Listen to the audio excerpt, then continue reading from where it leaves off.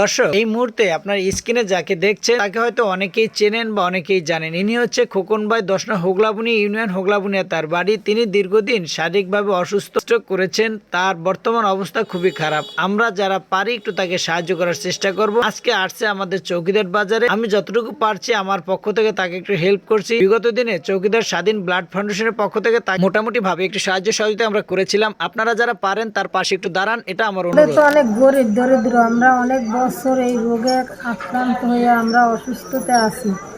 মাঝে মাঝে অসুস্থ হয়ে যায়, ঔষধ প্রতিদিন ঔষধ সকাল বিকাল রাত্রে 2-3 বেলা ঔষধ খাওয়ান লাগে। এই ঔষধের টাকাটা আমরা কোনো বাইলে পারি না। আমি মহিলা মানুষ, এই পুরুষ অসুস্থ হয়ে গেছে, আমি কিভাবে কাজ করে মানুষের বাসায় কাজ করে তাকে আমি এই ঔষধ চালাই।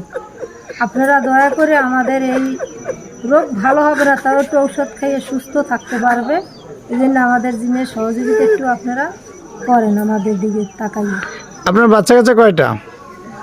দুটো মেয়ে, 3টে ছেলে।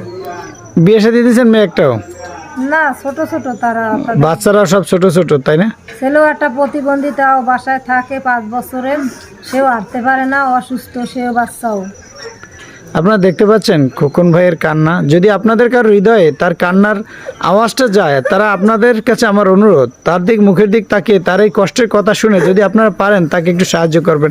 হয়তো আমাদের সমাজে অনেক বিত্তবান আছে যে তার মতন খোকনকে 1 মাস নয় বছরের পর বছর খাওয়াই রাখতে পারেন, এরকম লোক অনেক আছে।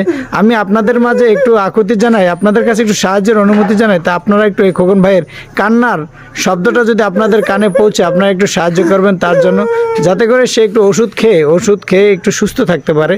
দয়া করে আমার প্রবাসী ভাইরা যারা রয়েছেন, দূর থেকে যারা দেখছেন, তাদের কাছে আমার এই আকুতি। আমি স্ক্রিনে তার নাম্বারটা দিয়ে দেবো, আপনারা তার দিকে দয়া করে একটু সাহায্য করবেন।